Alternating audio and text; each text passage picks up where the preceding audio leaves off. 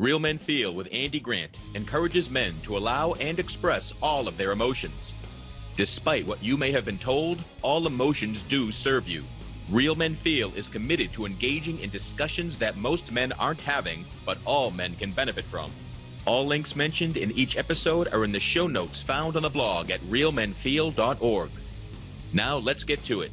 Hello and welcome to another edition of Real Men Feel. This is your host, Andy Grant, and today's a special bonus day because today, November 19th, 2020, is International Men's Day. I'm wearing my international manly hoodie even. Warrior King, Lover, Magician Man. I just wear this once a year.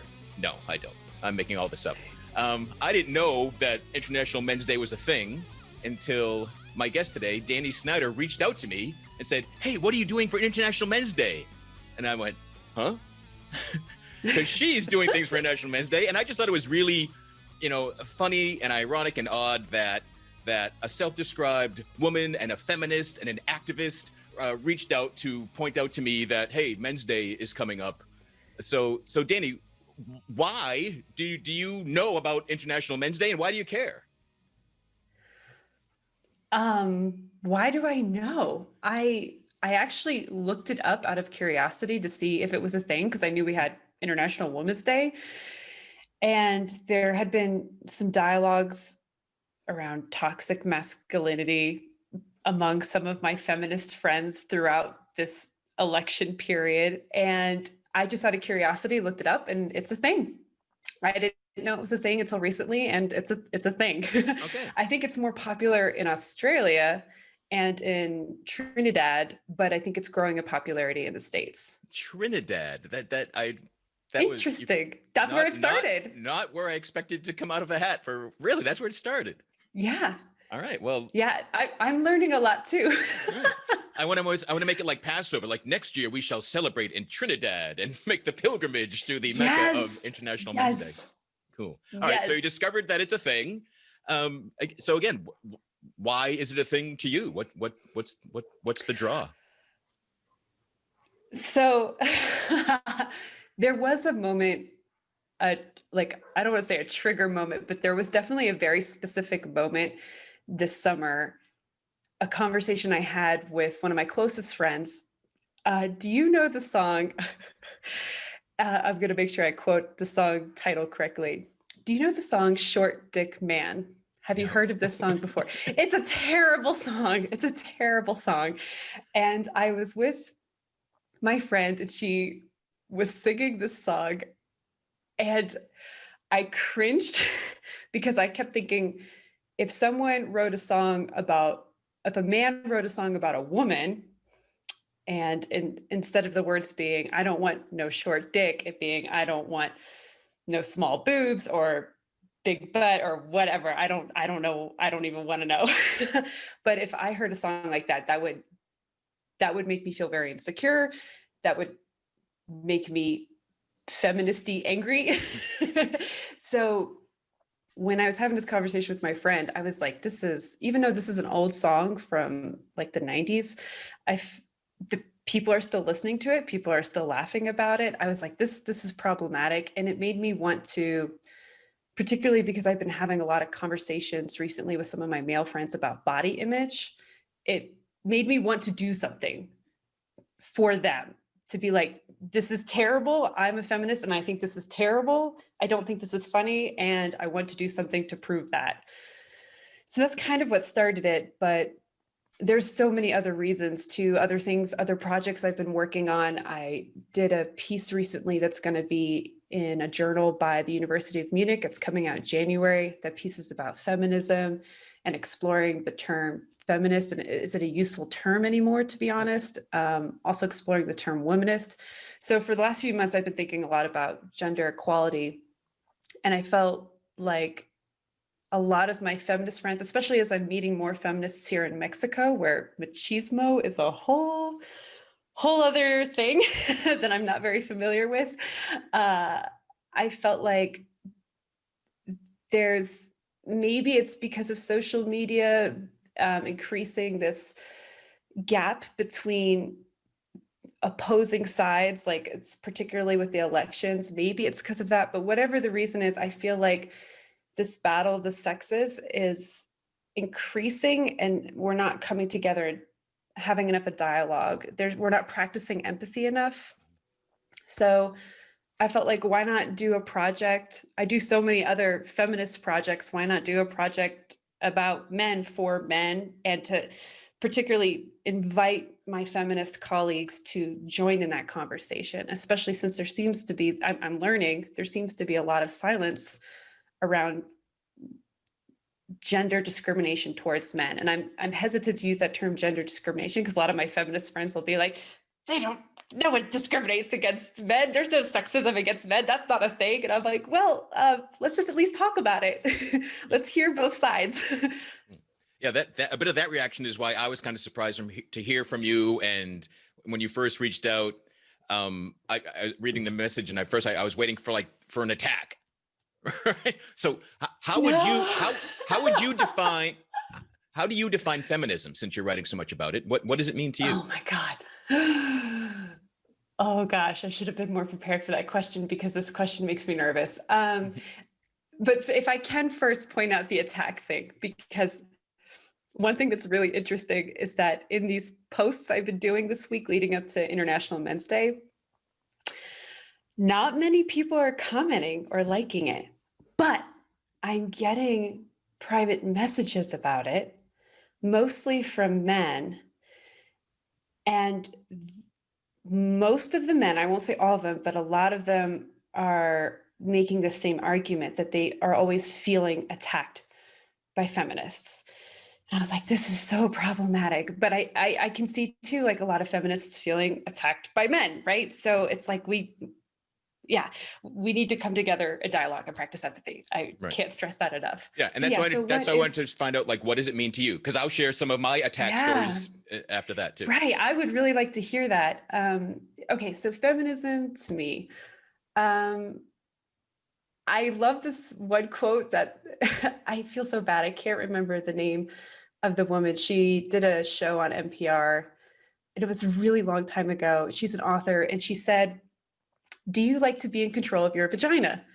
If the answer is yes, you're a feminist. And it's as simple as that. So yeah, I like to be in control of my life and all my choices. And which actually kind of makes me think of that one episode you did with Bob Minhas about masculinity being fluidity, thinking of masculinity as fluidity, right? And masculinity being about choices. I was like, yeah, that's totally feminism too, it being about choices. I want to be able to have choices and make choices. Yeah, so I've over the years of the show, I've been called a feminazi, and I've been called a feminist, and the way like, I think you're trying to insult me, but that doesn't insult me.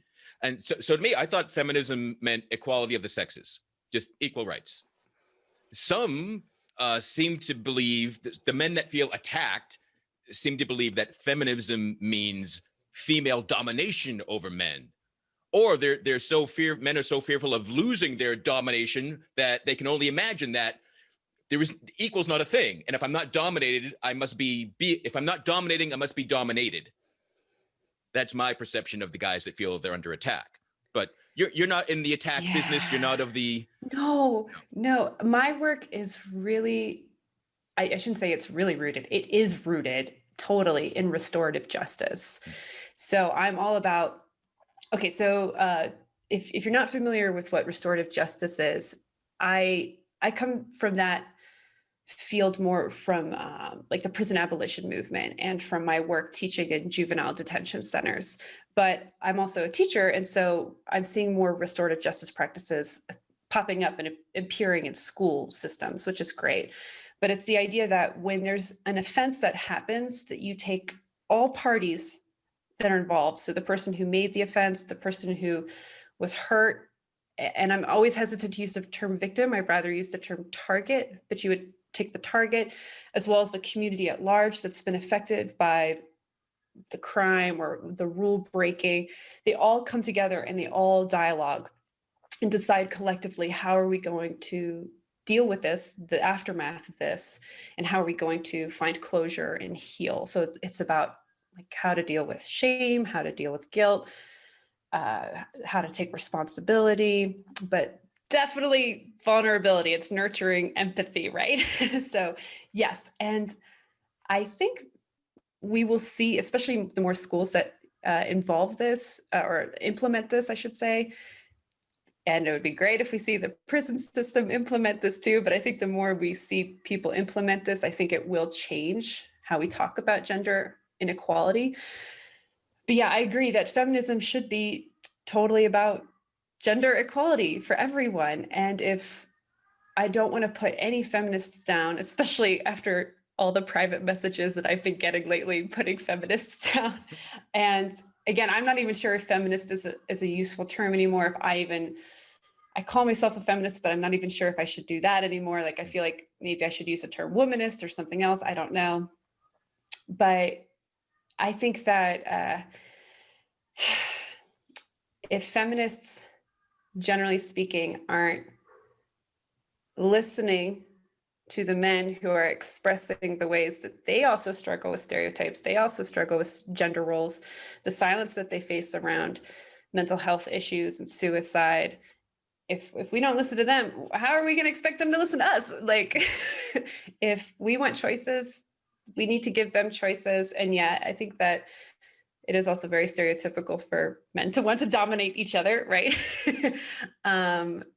And it's also complicated because there's a lot of women who like to be dominated by men, right? And who are drawn to men who are very firm in their decision making, right? So there's definitely some complications. It's not black and white. It's not, I mean, we can't oversimplify it. And it's I'm trying really hard not to overly generalize these different groups either. But yeah, I think that it would be great if we can have platforms like your podcast where both these sides can come together and dialogue. And it's not about domination. It's just about hearing the other side and trying to put yourself in the shoes of the person on the other side. Do you agree with that? Yeah, totally. I mean, one of the few secrets behind the show is that I'm just reminding men that they're human. And I think that gets forgotten too often. And it's not anything that ends in an ist or an ism, I think, is denying some humanity of whatever the label is. So I wish we'd all like, hi, I'm Andy, I'm a humanist. Oh, hi. Oh, Danny, you're a humanist, right? Yes. And we're just it. Let's make being human great again. Like that's what we need. We've been dehumanized by so many different teachings in society. But again, and the political climate, blaming others became a political movement recently. Yes. Right. And I mean, I was just going to say, I think in any conflict, the first thing we want to do is to seek blame, right? And to be aware of when we do that and to try to move past that, instead of seeking blame, again, listening to the other side. Yeah. And I really love what you said about being humanist. I'm like, maybe that's what I should say now. I'm not a feminist. I'm a humanist. I don't know. Yeah. I'm not ready to get rid of the term feminist, but I love that. I invite you to explore. What are you attached to? Right? Because attachments keep us all stuck in our identities and our tribes and fear of losing whatever we think we have. But if we just be like, nothing can change until we're aware of it. So I think debate and dialogue is great, but social media comments have never changed anybody's mind. So I would encourage you to take those private messages. Like, that takes more effort. So that's a more meaningful connection, even if it is like you're triggering people, and that's a good thing. Because you're poking the bear, you're waking people up, and they're not going to go, yeah, great, we love you, we agree. They're like, hey, who do you think you are? And that's often the first step, and it can be scary and intimidating, but it's what you're called to do. Yeah, I mean, as an activist, I'm definitely an agitator. I like to poke people, and I'm not going to lie, I was very, very nervous to do this because I think that. And okay, so if you go to the International Men's Day website, right, which is, again, it's primarily an Australian movement, but again, we're seeing more of it in the States. So a lot of it is specific to what's going on in Australia. But they say several times on their About Me page, on their history page, that this is not an anti-feminist thing. This is not to compete or combat with the International Women's Day. And it's frustrating that is always people's first assumption, right? Yeah. Because I imagine just seeing that you were writing to me was, every day is Men's Day. Why do they need a Men's Day? Like that. And it makes sense to me. Like, isn't every day Men's Day? Like, why did? But again, look at the website. Oh no, it's to celebrate the positive aspects. So it's to celebrate the good in men and bring a light onto that. So beautiful, great. Can I actually read their little blurb to say like specifically what they say? I actually copied it here in my notes. So the proposed objectives of International Men's Day include a focus on men's and boys' health, and that's actually the theme for this year in particular. They have a theme each year, and men's and boys' health is the theme this year. Also, improving gender relations, promoting gender equality, and highlighting positive male role models. It is also suggested as an occasion whereby men may highlight discrimination against them and celebrate their positive achievements and contributions to communities, places of work, friendships, families, marriages, childcare. So we can point out like maybe what's wrong in the system, but it's also just about celebrating everyday men. And in a lot of the posts I've been doing, we've been highlighting a lot of the posts we have been doing, we have been highlighting or, tapping into pop culture. So like for today's post, for example, we're going to highlight The Rock. And I think that on the actual International Men's Day, the post that we do that day, we're still actually drafting it. I think we're going to focus on actual real everyday men. So men that me and my colleagues and I know, who are challenging the traditional notions of masculinity. And I don't really want to say redefining masculinity, because redefining sounds like, okay, now we have to like define it. We have to put a box around it. And I really liked, there was that one episode you did with Destin Garrick, where he talks about distorted masculinity. And I was like, yes, that's how we should think of it. And I don't like the term toxic masculinity, distorted masculinity. I like this. Yeah. No, anytime you try, any box doesn't fit. So you try to, putting us in a bigger box doesn't fit. Just blow it up. Like I invite guys, the definition of masculinity that matters most is yours. Does it feel good? Do you like being yourself? The end, right? Right. Yeah. And I want that for me too, as a woman. So I want all. I don't know. Right. Not the first time I've heard that. I'm sure. I'm sorry. Unfortunately, that's. I'm sure that's very true. Yeah. So I think it's like for any woman who, feminists or not, because I know there's a lot of women too who are very nervous about using the term feminist because of all these negative connotations around it. The same way I think there's a lot of negative connotations around the term like men's rights. It's like, whoa, you have all the rights. What do you mean by men's rights? I think that anytime that I feel constrained by my gender, which has happened a lot. I'm a filmmaker, like particularly in directing and cinematography, and I'm also a drummer. So I've worked a lot with men and I've been constrained by my gender. So if I hear a man who says that he feels like he's constrained by his gender, I feel like I really need to listen to that in order to get the respect that I want, and that he deserves respect too. I feel like everybody deserves happiness. Respect may be a little bit of a different thing, but we all got to work on happiness together, right?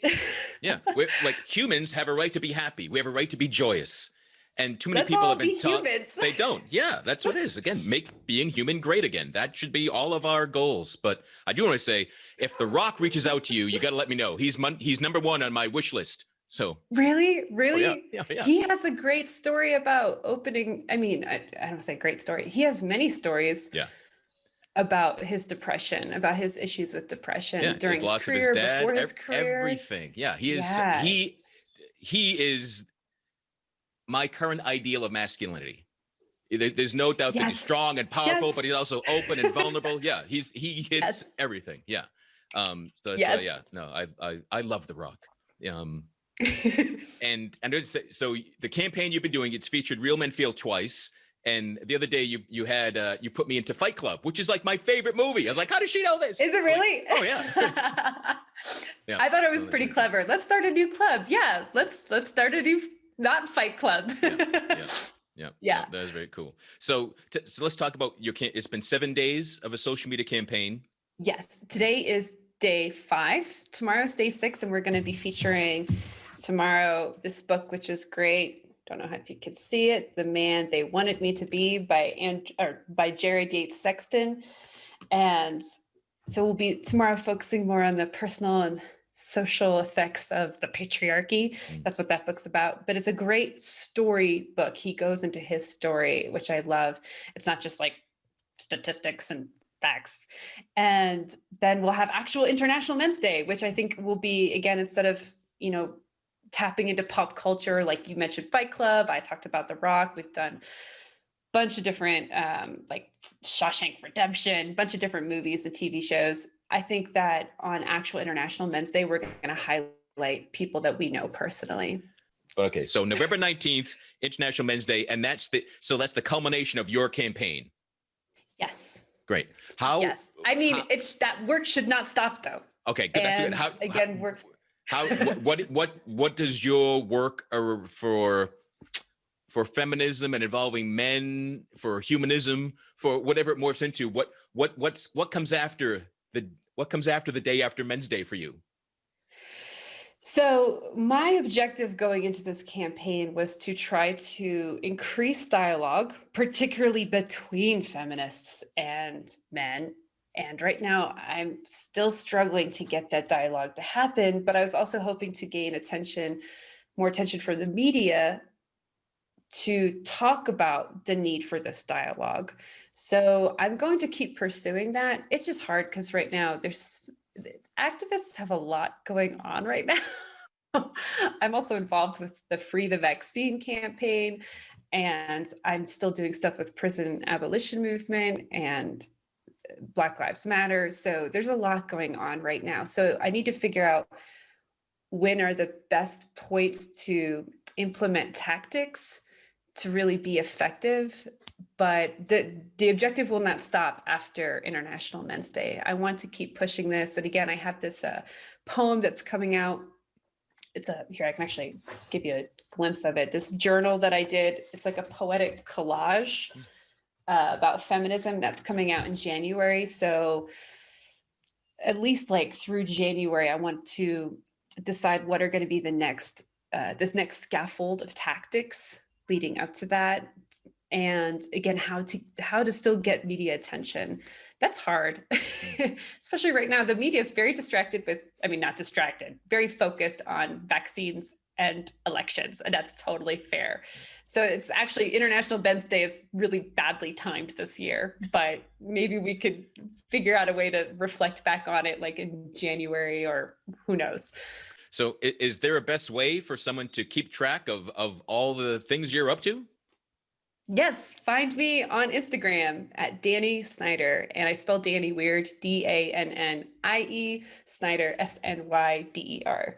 Yeah, I'm Dannie Snyder on Instagram. You can follow all of our social media posts for this week and whatever we end up doing in the future. Cool. Well, I want to thank you for reaching out to me a couple weeks ago. Thanks for finding Real Men Feel and wanting to include it in your campaign. Thanks for being brave and poking the bear and, Yes. receiving some of that not so wonderful feeling feedback that you're getting, but I've been really important. good about not taking it personally. And I encourage other people to try to do the same and to remember, like, again, when I get some men who make these very negative generalizing comments about women, not even just feminists, but women in general, I try to remind myself that I kind of feel bad for them because I'm like, they just didn't have enough experiences with strong, independent women or empathetic women. And it's unfortunate. But yes. Yeah. Don't take everything personally. Yeah, no, I mean, as human beings, we all have this tendency that I have an experience with this thing and I decide all of those things are the same way, whatever it is. And that's what you're running into. Yeah. So again, that's why, stick with it. I commend you, waking them up. The only way you help those people that have made these fast generalizations is to be different and to be in their face and be seen that, oh, well, she wasn't out to get me. No, not all of us are. Cool. Awesome. So if celebrate International Men's Day however way you see Woo! fit, define what it means to be a man and however you see fit. Do your best not to blame. Just take responsibility for your life, right? Man or woman, take control of your vagina, take control of your penis, take control of yourself, right? Let everybody else control themselves. You take care of you, and we'll all get along a little bit better, I think. Cool. A lot better, probably. Yeah, beautiful. I've created a short PDF about places where you can make more male friends if that's a challenge for you, which I hear from many men it is. So visit realmenfeel.org/gift and grab that. That'll put you on the newsletter as well, and you'll hear all sorts of updates, and you won't never miss a show. And if you want your International Men's Day outfit, my officially designed hoodie, I'm a fashion designer because I can make block lettering on a hoodie. That's available for anyone at realmenfeel.org/swag. So until next time, be good to yourself, be good to other people, be good to the feminists, be good to the activists, be good to the artists. Yeah. So thanks for listening, and thanks again, Danny, for joining me today.